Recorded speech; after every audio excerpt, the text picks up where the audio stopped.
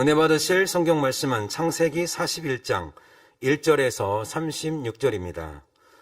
시간 관계상 부분적으로 봉독하도록 하겠습니다. 먼저 1절에서 8절입니다. 만 2년 후에 바로가 꿈을 꾼즉 자기가 하숫가에 섰는데 보니 아름답고 살찐 일곱 암소가 하수에서 올라와 갈밭에서 뜯어먹고 그 뒤에 또 흉악하고 파리한 다른 7 암소가 하수에서 올라와 그 소와 함께 하숫가에 섰더니 그 흉악하고 파리한 소가 그 아름답고 살진 7 소를 먹은지라. 바로가 곧 깨었다가 다시 잠이 들어 꿈을 꾸니 한 줄기에 무성하고 충실한 7 이삭이 나오고 그 후에 또 세약하고 동풍에 마른 7 이삭이 나오더니 그 세약한 7 이삭이 무성하고 충실한 7 이삭을 삼킨지라. 바로가 깬즉 꿈이라. 아침에 그 마음이 번민하여 보내어 애굽의 술객과 박사를 모두 불러 그들에게 그 꿈을 고하였으나 그것을 바로에게 해석하는 자가 없었더라. 14절입니다. 이에 바로가 보내어 요셉을 부르매 그들이 급히 그를 옥에서 낸지라. 요셉이 그 곧 수염을 깎고 그 옷을 갈아입고 바로에게 들어오니 25절입니다. 요셉이 바로에게 고하되 바로의 꿈은 하나이라. 하나님이 그 하실 일을 바로에게 곧 보이심이니이다. 33절에서 36절까지입니다. 이제 바로께서는 명철하고 지혜 있는 사람을 택하여 애굽 땅을 치리하게 하시고 바로께서는 또 이같이 행하사 국중에 여러 관리를 두어 그 7해 풍년에 애굽 땅의 5분의 1을 거두되 그 관리로 장차 올 풍년의 모든 곡물을 거두고 그 곡물을 바로의 손에 돌려 양식을 위하여 각 성에 적치하게 하소서. 이와 같이 그 곡물을 이 땅에 저장하여 애굽 땅에 임할 7해 흉년을 예비하시면 땅이 이 흉년을 인하여 멸망치 아니하리이다. 아멘. 금빛 성가대의 찬양과 연주 후에 고경아 전도사님께서 묻혔던 보석이 드러나던 날이라는 제목으로 말씀 증거해 주시겠습니다. 사랑하는 성도 여러분, 지난 시간에는 감옥에서 왕의 술 맡은 관원장과 떡 굽는 관원장의 시중을 들던 요셉이 영감 가운데 두 사람의 꿈을 해석했던 일을 말씀드렸습니다. 결국 요셉이 해석한 대로 술 맡은 관원장은 복직이 되고 떡 굽는 관원장은 죽임을 당했습니다. 하나님을 믿었기에 꿈대로 이루어질 것을 미리 알았던 요셉은 술 맡은 관원장에게 한 가지 부탁을 했었는데요. 바로에게 자신의 상황을 고하여 이 감옥에서 자신을 빼내달라고 했던 것입니다. 노예로 팔렸을 때도, 누명을 쓰고 감옥에 들어왔을 때도 억지로 상황을 벗어나 보려고 하지 않았던 요셉이었습니다. 모든 것이 하나님의 손에 있음을 믿었기에 오직 하나님께서 어릴 때 주셨던 꿈을 붙잡고 최선을 다해서 살아갈 뿐이었지요. 그러나 지금 술 맡은 관원장이 꿈 해석대로 복직되는 것을 보니 이것은 하나님께서 주신 기회 같았습니다. 하지만 술 맡은 관원장은 복직된 후 요셉과의 약속도 까맣게 잊어버리고 말았습니다. 그러나 요셉은 절망하지도 포기하지도 원망하지도 않았습니다. 순간순간 기대와 어긋나는 상황을 만나도 실망하거나 낙심하지 않았지요. 절망적인 순간에도 소망을 잃지 않았고 하나님의 사랑을 의심하지도 않았습니다.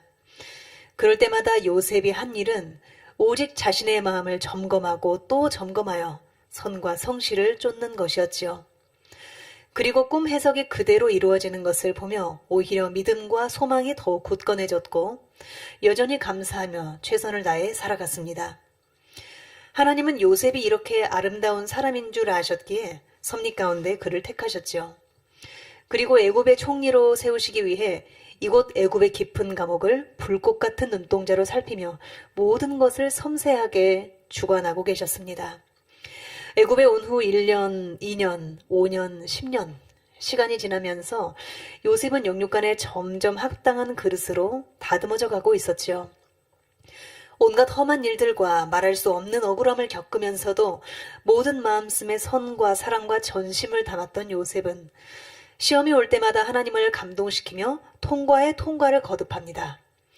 하나님뿐 아니라 사람에게도 동일하게 행했기에 그 어두운 감옥의 거친 죄수들마저도 요셉을 알아보고 인정하게 되었습니다. 정치, 경제, 사회, 문화, 기후, 산업 등등 애굽이라는 나라에 대한 요셉의 지식도 점차 깊어지고 넓어져 갑니다. 요셉이 점점 달라짐에 따라 기약이 없을 것만 같았던 총리 수업도 점점 끝이 보이기 시작합니다. 요셉의 10대가 지나가고 20대가 지나갑니다. 때가 맞아갑니다.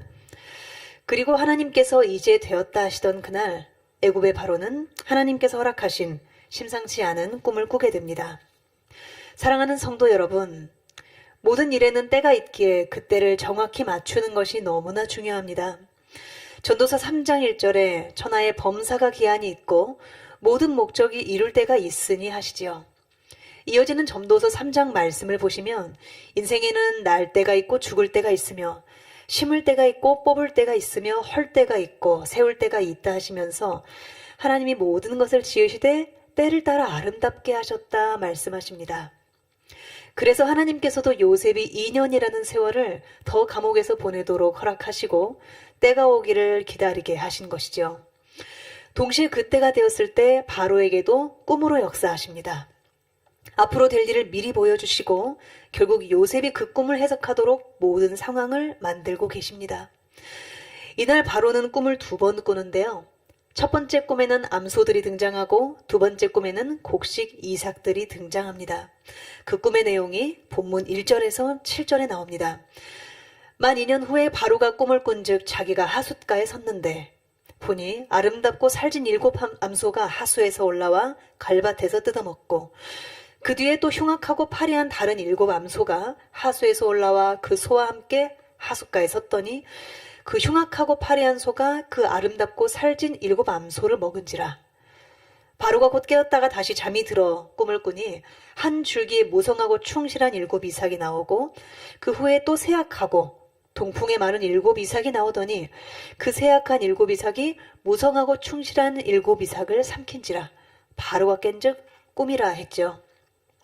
이제 근심이 가득 찬 채로 아침을 맞은 바로가 꿈을 풀어줄 사람을 수소문하다가 잠시 후에 요셉을 부를 예정인데요. 그렇다면 우리는 요셉이 도착하기 전에 꿈의 의미를 조금 일찍 알아보도록 하겠습니다. 먼저 바로 왕이 하숫가에 서 있었다 했는데요. 이 하숫가란 시험을 의미합니다. 시험을 의미합니다. 하지만 이 시험은 하나님께서 주시는 시험으로서 그것을 잘 통과했을 때는 축복으로 돌아오게 된다는 의미가 있죠.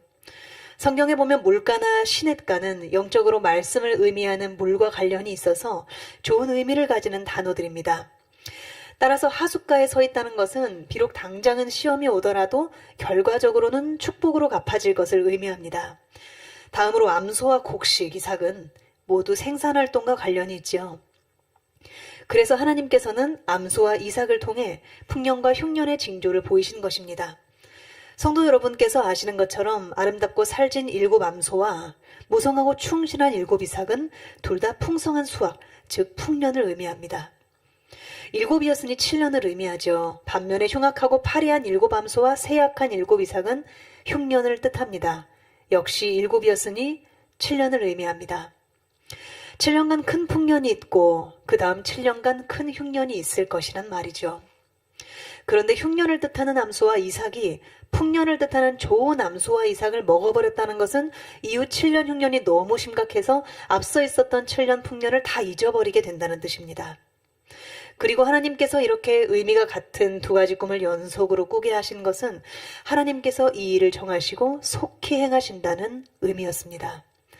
바로는 꿈의 의미까지는 몰랐지만 그 꿈이 뭔가 범상치 않다는 것은 느낄 수 있었죠. 그러니 마음에 심히 근심하고 번민할 수밖에 없었습니다.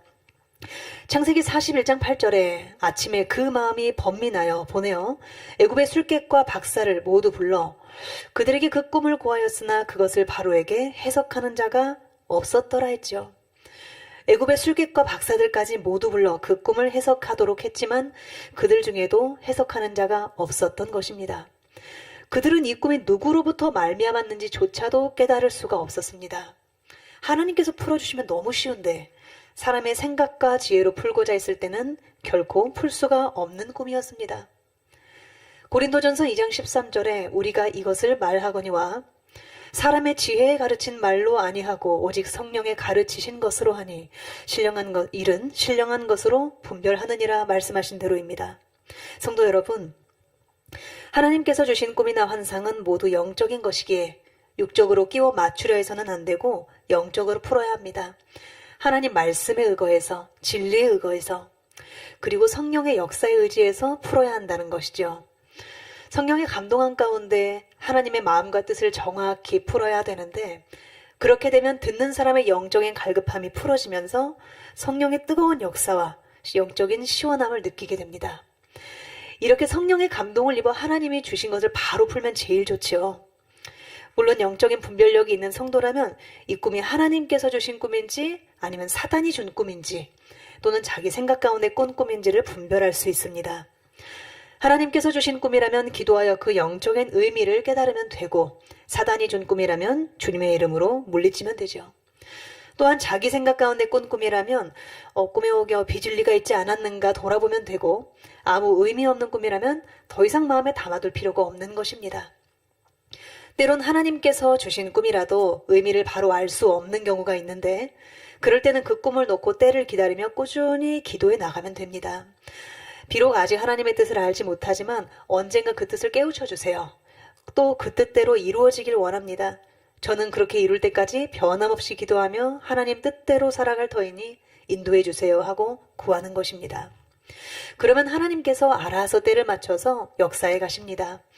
그렇지 않고 섣불리 해석하고 섣불리 행하면 그 결과가 오히려 반대로 나오거나 어려움에 닥칠 수도 있지요.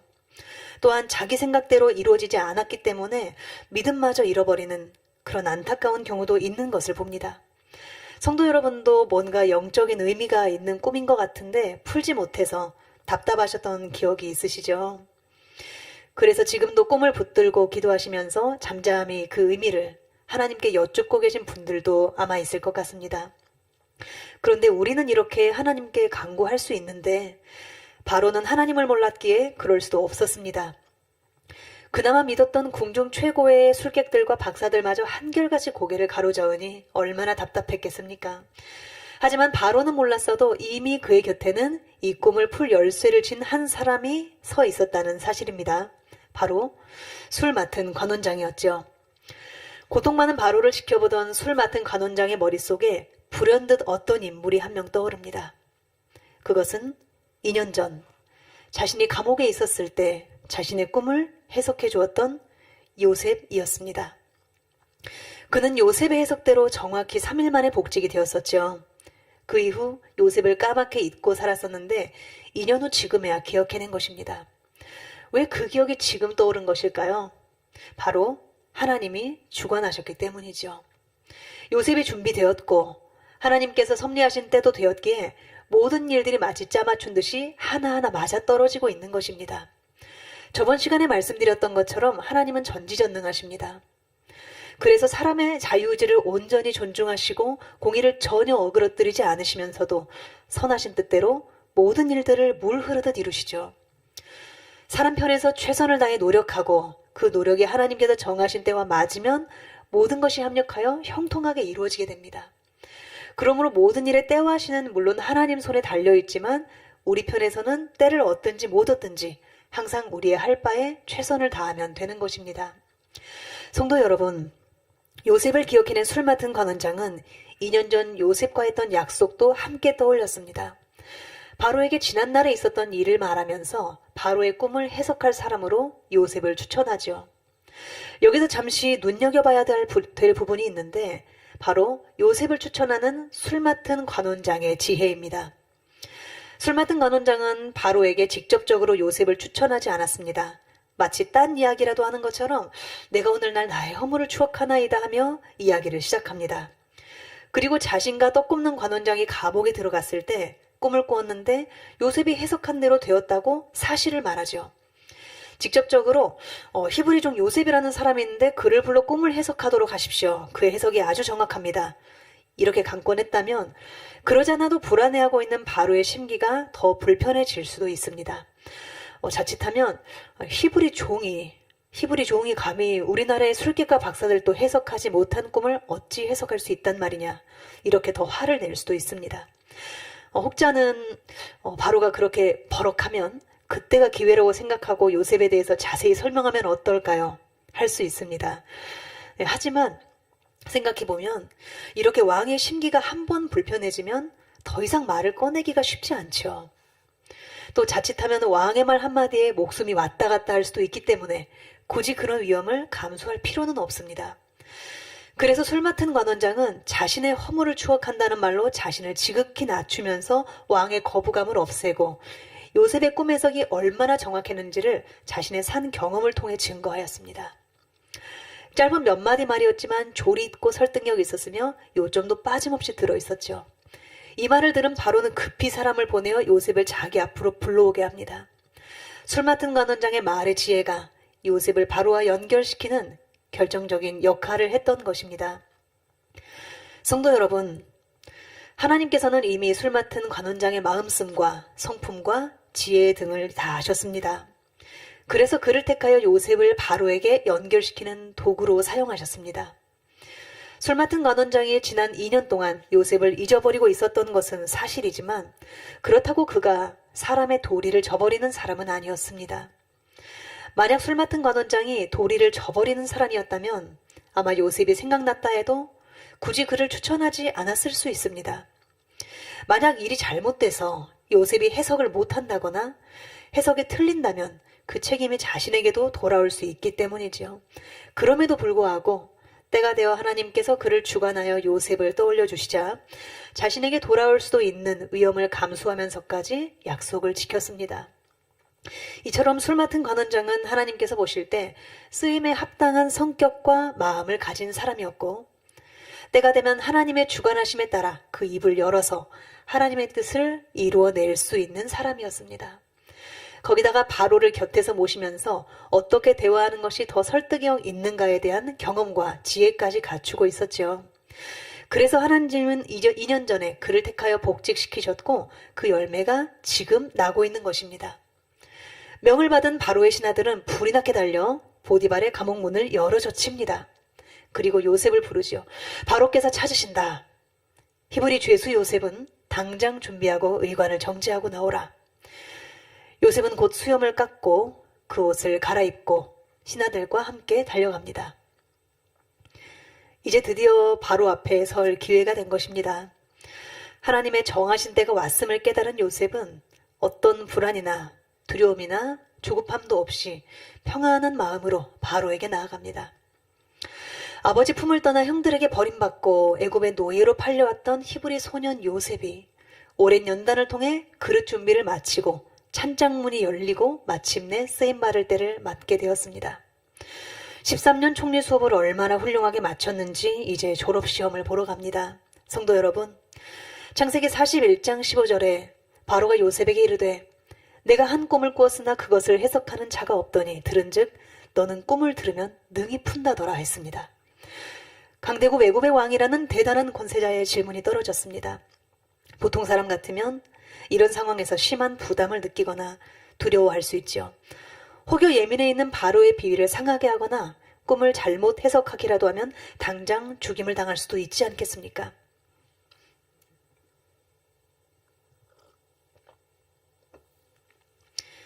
하지만 요셉은 두려워하지 않았습니다. 도리어 창세기 41장 16절에 이는 즉 꿈을 해석하는 것은 내게 있는 것이 아니라 하나님이 바로에게 평안한 대답을 하시리이다 하고 담대히 하나님을 전했지요.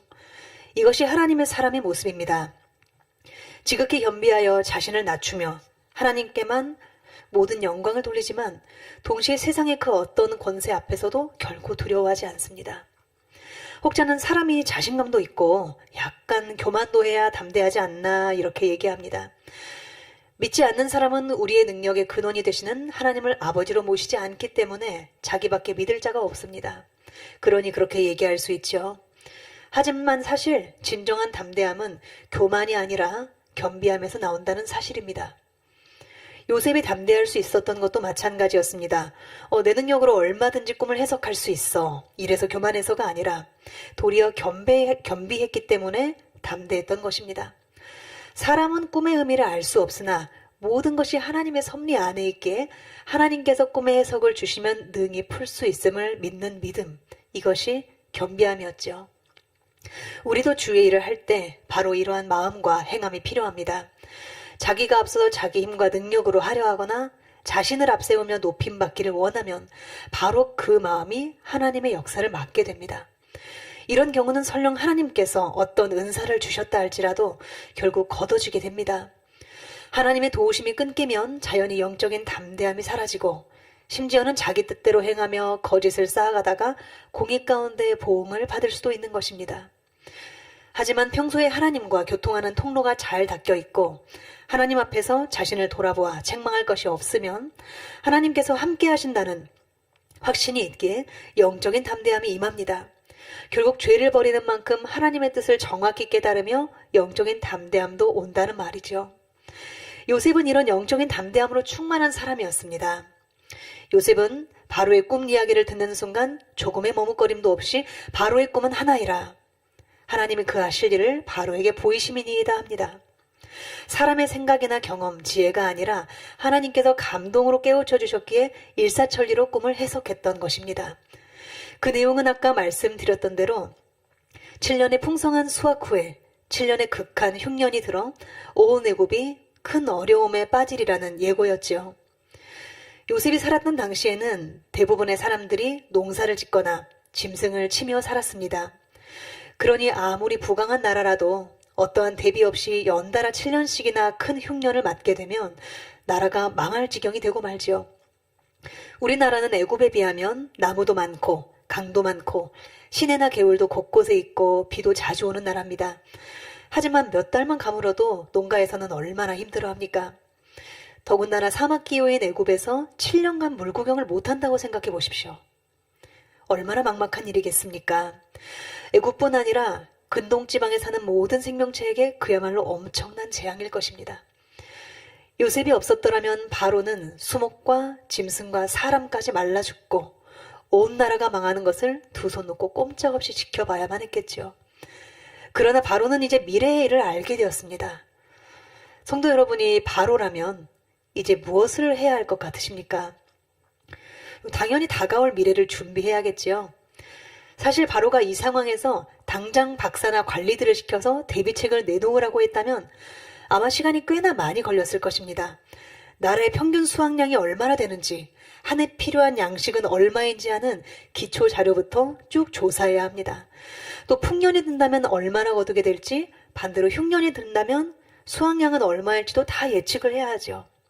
자료가 거기까지 나왔다면 마지막으론 흉년에 대비하기 위해 얼마만큼의 곡물을 저장할지를 조사해야 할 것입니다. 풍년이 들었으니 많이 저장하면 많이 저장할수록 좋지 않나요? 이렇게 할 수 있지만 많이 저장한다고 좋은 건 아닙니다. 적정량보다 더 많이 저장하면 보관하는 비용이 늘어나고 곡식이 썩을 수가 있습니다. 또 계산을 잘못했다가 너무 많이 저장해서 풍년이 들었는데도 먹을 것이 없으면 그것도 우습지 않겠습니까? 그렇다고 적게 저장하면 흉년대 곡식이 바닥나서 나라가 위태로워지겠지요. 그 적정량을 알아내려면 사람이 먹는 곡식의 양, 짐승을 먹이기 위한 먹이의 양, 다음 해 농사를 위한 종자의 양 등 일일이 계산해야 할 것이 한둘이 아닙니다. 설령 이 많은 자료들을 가지고 연구를 한다 해도 쉽게 결론이 나는 것이 아니며 겨우 대비책을 세웠어도 예상치 못한 변수가 생겨서 전혀 다른 결과가 나올 수도 있는 것입니다. 그런데 요셉은 놀랍게도 바로의 꿈만 해석해 준 것이 아니라 재앙에 대처할 실질적인 대처법까지도 상세히 알려주었다는 사실입니다. 창세기 41장 33절에서 35절에 이제 바로께서는 명철하고 지혜 있는 사람을 택하여 애굽 땅을 치리하게 하시고 바로께서는 또 이같이 행하사 국중에 여러 관리를 두어 그 7배 풍년의 애굽 땅의 5분의 1을 거두되 그 관리로 장차올 풍년의 모든 곡물을 거두고 그 곡물을 바로의 손에 돌려 양식을 위하여 각 성에 적치하게 하소서. 이렇게 일사천리로 해결책까지 제시합니다. 요약하자면 책임자와 관리를 세워서 7배 풍년 동안 애굽에서 수확한 모든 곡물 중 5분의 1을 저장하라는 것이었습니다. 풍년에 거둔 양식을 저장해서 다가올 흉년을 대비해야 되겠다. 이런 생각은 누구나 할 수 있지만 요셉의 해결책은 그런 단순하고 막연한 수준의 것이 아니었습니다. 꿈 해석 후에 곧바로 구체적인 수치까지 언급하면서 시원한 방법론을 제시했죠.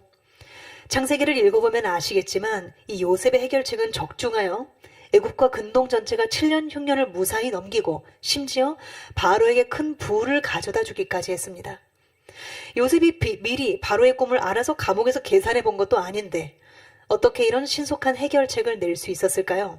단순히 하나님께서 영감으로 5분의 1이라 하라 이러셔서 그대로 그걸 전달한 것이었을까요?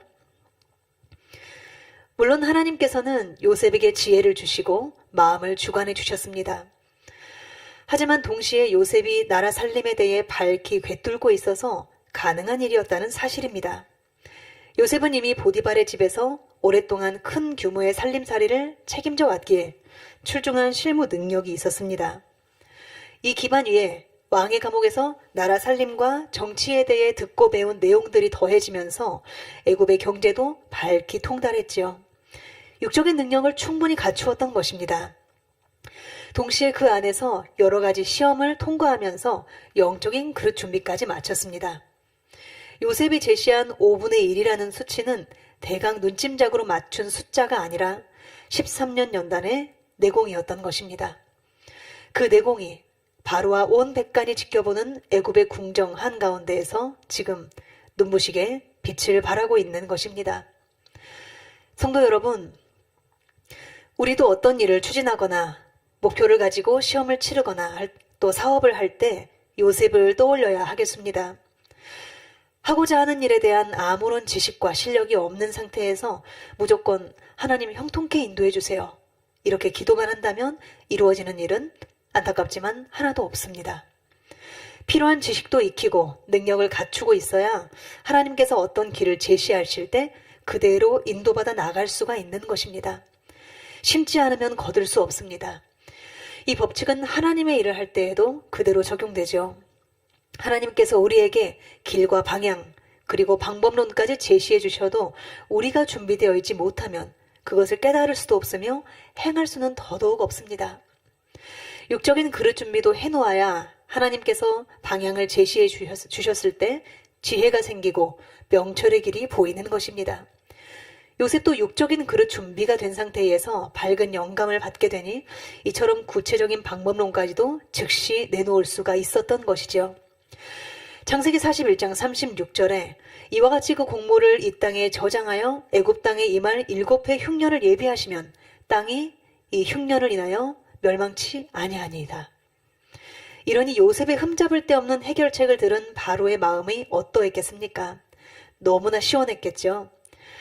아마 분량상 성경에 기록은 되어 있지 않아도 아마도 구체적인 방법을 제시하고 자세한 대화도 오고 갔을 것입니다.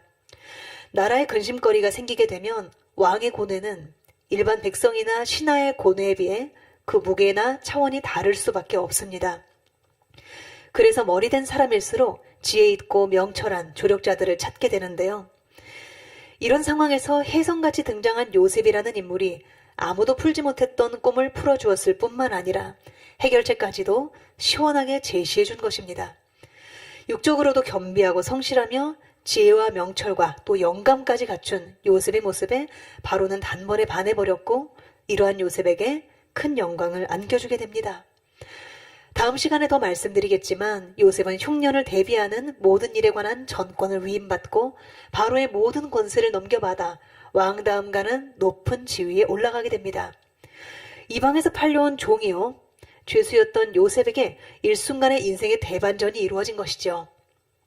이때가 바로 하나님께서 계획하신 요셉의 때였고 숱한 연단의 나날을 통과한 요셉에게 주신 축복의 열매였으며 애굽 감옥에 잠잠히 묻혀있던 보석이 세상의 모습을 드러낸 첫날이었던 것입니다. 결론을 말씀드리겠습니다. 사랑하는 성도 여러분, 애굽에 팔려온 요셉을 지키시고 인도하시며 결국 높이 세우신 분은 바로 아버지 하나님이셨습니다. 하나님께서 요셉을 인도하지 않으셨다면 어땠을까요? 어쩌면 부유한 가정의 막둥이로 태어나 양을 치고 가끔 형들의 잘못도 아버지께 이르고 투닥투닥하면서 평생을 살다가 그냥 양치기로 삶을 마감할 수도 있었겠죠. 하지만 하나님은 섭리 가운데 요셉을 택하시고 작정하사 그를 강하게 연단하셨으며 요셉도 선한 마음 가운데 훈련을 잘 받아 결국 보석 같은 사람으로 탈바꿈했죠. 원석 하나를 다듬는 데 13년이 걸렸습니다. 하지만 사실 그 시간은 결코 길다 할 수 없는 시간입니다. 젊은 나이에 정치에 투신하여 30년, 40년을 바쳤어도 권세를 잡아보지 못하는 사람이 세상에 얼마나 많은지요. 그런데 정치 경제를 비롯한 나라의 모든 것을 속속들이 섭렵해서 애굽의 모든 권세를 거머쥐고 왕다음 가는 치리자가 되는 데에 걸린 시간이 13년이라면 이게 어떻게 긴 시간이겠습니까? 물론 사람은 앞일을 알지 못하는 피조물인 거로 13년이 길긴 합니다. 그러나 중요한 것은 이 시간을 어떻게 보내느냐에 따라 그 사람의 미래가 천지 차이로 갈린다는 사실입니다. 성경은 요셉의 삶이 형통하였더라고 기록하고 있습니다. 하지만 그 형통하다는 말은 요셉에게 어려움이 없었다는 뜻이 아닙니다. 정신을 차려보면 자신이 노예 복장으로 엎드려서 바닥을 닦고 있습니다. 일을 시키는 사람은 생소한 애굽 언어로 외치는데 무슨 말인지 알아듣기도 어렵습니다. 가정 총무가 돼서 좀 편해지나 했더니 억울한 누명을 쓰고 손가락질을 당하며 집에서 쫓겨났죠. 자다가 눈을 뜨면 감옥의 어두운 천장이 보이고 그 안에서 만나는 사람들은 온갖 괴계와 거짓과 중상모략을 말합니다. 선을 찾아볼 수가 없습니다. 아버지 야곱의 미소, 들려주시던 하나님 이야기, 어머니의 따뜻한 품, 헤브론 골짜기의 호젓한 장막집이 얼마나 그리웠을까요? 그러나 요셉은 억울하고 절망적인 상황에서도 늘 모든 것을 영으로 바라보았고 영의 방법을 선택했습니다. 그러면서 하나님께서 정하신 때를 기다렸죠. 모든 것을 믿음으로 하나님께 맡기며 자신의 주어진 삶에 최선을 다했던 것입니다. 그러니 때가 되자 하나님께서는 하나님의 방법으로 요셉을 높이셨고 멋있게 쓰임받도록 역사하신 것입니다. 성도 여러분, 요셉은 하나님께서 섭리 가운데 택정하신 분이니 나와는 차원이 달라. 난 요셉에 비하면 아무것도 아닌 연단을 가지고 아등바등하고 있는데 감히 비교하기도 부끄러워. 이러신 분이 계십니까? 그런 분들께는 먼저 예레미야 29장 11절 말씀을 선물로 드리고 싶습니다. 나 여호와가 말하노라. 너희를 향한 나의 생각은 내가 아나니 재앙이 아니라 곧 평안이요 너희 장래의 소망을 주려 하는 생각이라 하셨습니다. 하나님은 우리가 재앙당하길 원치 않으시며 오직 평안과 소망을 주고자 하신다는 것이죠. 하나님께서 누군가에게 연단을 허락하시는 것도 혹은 어떤 시험이 오리라고 미리 알려주시는 것도 하나님의 자녀들에게 고통을 주거나 두렵게 하시려는 것이 아닙니다. 겪지 않고도 잘 간다면 좋겠으나 겪어야 한다면 잘 겪고 빨리 회복하여 더 아름다운 모습으로 나오길 바라실 뿐입니다.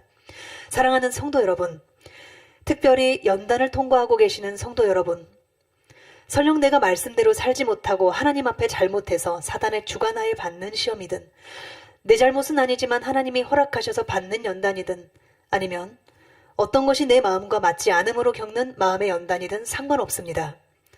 어떤 연단이 오더라도 반드시 그 시간을 여러분의 것으로 만드시길 바랍니다. 아무도 미워하지 말고 남도 미워하지 말고 자기 자신도 미워하지 말고 선하게 살고자 온 힘을 다했던 지난 시간을 후회하지도 말고 그 노력을 알아주지 못한 사람에게 서운해하지도 맙시다. 그리고 성령의 능력으로 넘어섭시다. 지금이 어떤 시대입니까? 가족을 위해서, 아니 가족마저도 점점 해체되어 버리고 자기 한 몸을 위해 살아가는 것이 대세인 말세입니다. 디모데후서 3장에 이 세대를 본듯이 설명하셨습니다. 네가 이것을 알라. 말세에 고통하는 때가 이르리니 사람들은 자기를 사랑하며 돈을 사랑하며 자긍하며 교만하며 회방하며 부모를 거역하며 감사치 아니하며 거룩하지 아니하며 무정하며 원통함을 풀지 아니하며 참소하며 절제하지 못하며 사나우며 선한 것을 좋아 아니하며 배반하여 팔며 조급하며 자고하며 쾌락을 사랑하기를 하나님 사랑하는 것보다 더하며 경건의 모양은 있으나 경건의 능력은 부인한다.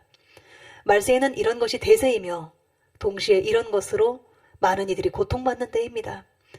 이럴 때 성경이라는 진리를 기준으로 스스로를 샅샅이 분해하고 남을 사랑하며 자신을 변화시키기 위해 고민하며 마음 아파하며 부단히 노력하는 사람은 인간 역사상 희귀하지 않았겠습니까?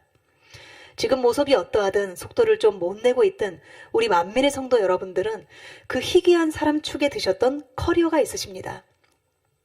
여러분께서 하나님 앞에 그만큼 특별한 사람이셨다는 것이고 하나님은 분명 그 쌓으신 대로 혹은 그 이상으로 축복을 주셨습니다. 우리 함께 기도하며 돌아봅시다. 하나님께서 감옥 안에 요셉에게 하셨듯 나와 쭉 함께 하셨다는 증거를 찾아야 합니다. 내게 끊임없이 선한 손을 내밀어 주셨다는 기억을 떠올려야 합니다. 기억이 희미하다면 떠올려달라고 간구해야 합니다. 진흙탕 같은 연단을 차고 나올 수 있는 힘은 거기서 나옵니다. 성도 여러분, 우리 함께 하나님이 정하신 때를 기다리며 변함없는 믿음으로 진리를 행해 나갑시다. 그래서 갈라디아서 6장 9절에 우리가 선을 행하되 낙심하지 말지니 피곤하지 아니하면 때가 이름에 거두리라 하신 대로 결국 선의 열매와 축복을 거두는 모두가 되시기를 사랑하는 주님의 이름으로 기원드립니다. 말씀 참고하시면서 함께 기도하시겠습니다. 사랑의 아버지 하나님, 감사합니다. 요셉의 이와 같은 역사를 통하여서 하나님께서 그를 높이시기 위해서 얼마나 많은 시간들을 그를 사랑하시고 인도하시며 연단하셨는가를 돌아보며 오늘은 그 연단이 빛을 발하는 순간에 대하여서 말씀을 증거하였습니다. 우리 사랑하는 만매의 성도님들도 그와 같은 아버지 하나님의 사랑 가운데 지금까지 살았음을 찾게 하시고 그 증거들을 다시 돌이켜보게 하시고 기억하게 하시어서 능한 아버지 하나님의 능력을 힘입어서 이 모든 시간들을 아름답게 잘 이겨나갈 수 있도록 역사해 주옵소서. 감사하고 우리 주 예수 그리스도 이름으로 기도하옵나이다. 아멘.